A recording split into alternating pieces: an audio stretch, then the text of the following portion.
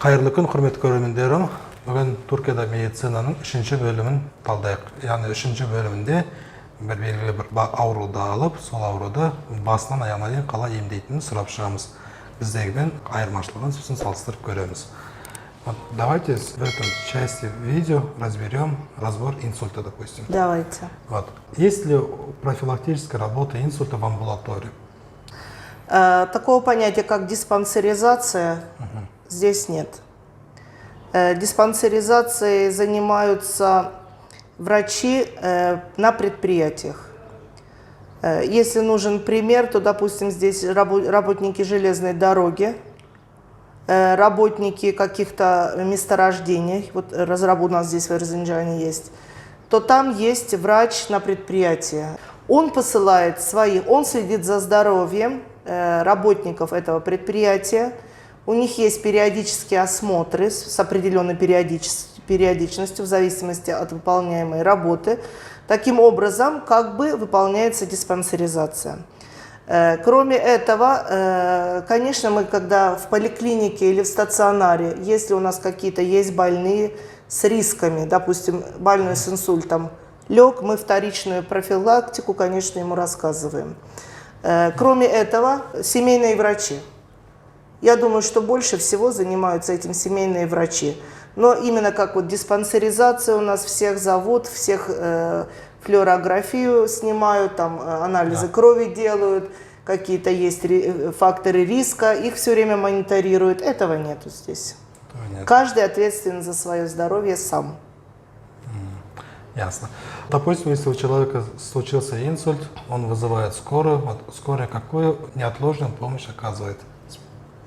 Скорая помощь, какую неотложную помощь отказывает? Конечно, они в первую очередь меряют давление, смотрят пульс, скажем так, грубо говоря, неврологический статус, потому что из-за чего стало плохо больному.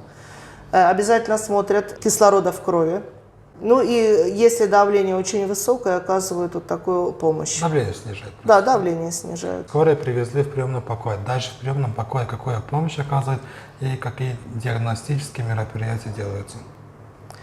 В приемном отделении работают врачи приемного отделения. Это отдельные специалисты, которые учатся в специализатуре.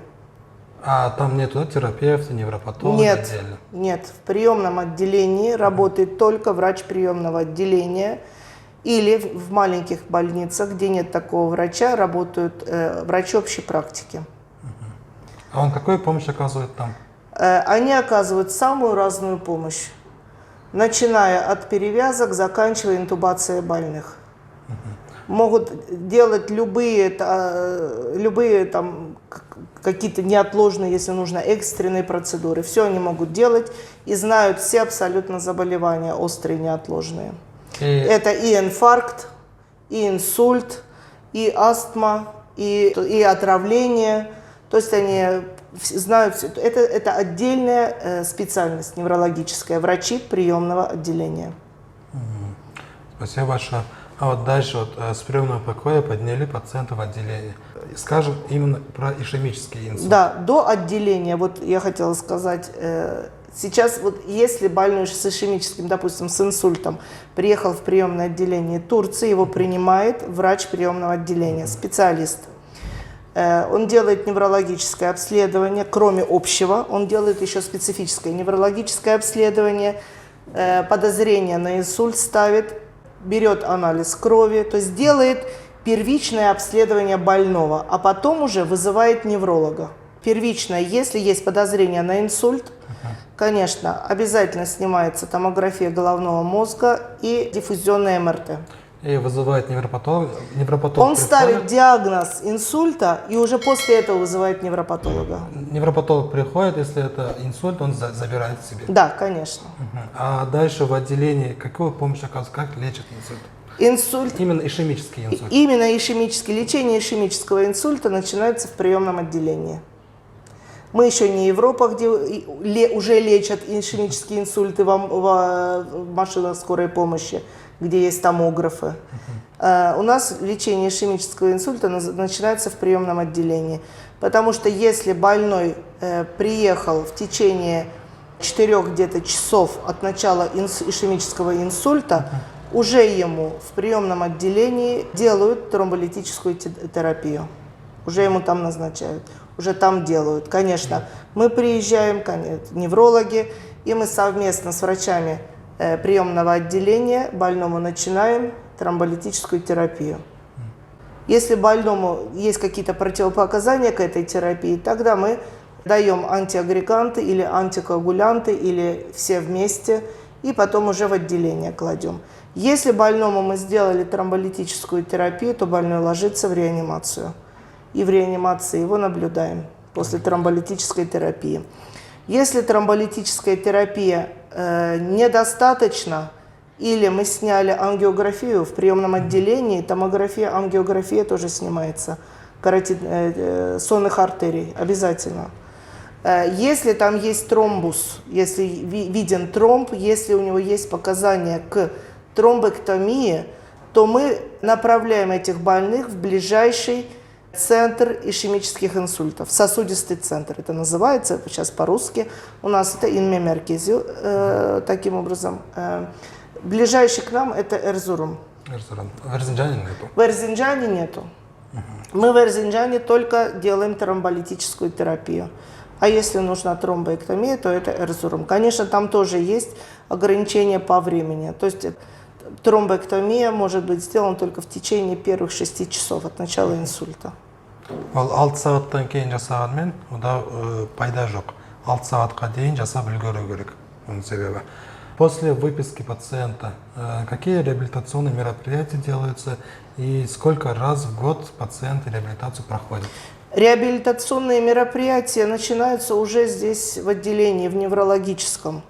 Раньше, вот я когда, ну это, конечно, конец 90-х годов, когда я училась и тогда работала в России, у нас как бы были стандарты. Ишемический инсульт, по-моему, 3 недели что-то лежал. И нельзя было вставать там и так далее. Сейчас по состоянию больного и степени, так сказать, поражения мозга, да, тяжести инсульта, уже начинаем поднимать практически в этот же день или на следующий день, то есть мобилизируем больного и как можно раньше, тоже по состоянию больного, общего состояния, назначается физиотерапия пассивная. То есть здесь физиотерапией занимаются врачи-физиотерапевты. То есть мы назначаем консультацию, врачи-физиотерапевты приходят, больного оценивают и говорят, что вот, допустим, на паретичной или конечности с плегией нужны вот такие вот пассивные упражнения. Это делает больной сам и его родственники. Потому что у нас вместе лежат? Да, вместе они лежат. Больной и рядом с ним один родственник обязательно. Потому что ухаживают за ним. У нас нет нянечек. У нас не пускают родственников. У нас всегда вместе с больным есть кто-то из родственников или кто-то, кто ухаживает за ним. Ишемическом инсульте. Здесь не будем говорить о транзиторной ишемической атаке, геморрагическом инсульте. Именно ишемическом инсульте. Какое процентное соотношение инвалидизации здесь? Я думаю, что когда от нас выписываются где-то 30%. Но после того, как они поступают на реабилитацию, а реабилитацией здесь занимаются опять же физиотерапевты. То есть мы в уже хроническом периоде больного выписываем, и они уже через месяц где-то идут к физиотерапевтам, они их записывают на реабилитацию. И после этого я уже видела многих больных, которых мы выписали с какими-то остаточными явлениями, вполне здоровых. То есть от нас выписка где-то примерно 30% инвалидизации в подостром хроническом случае.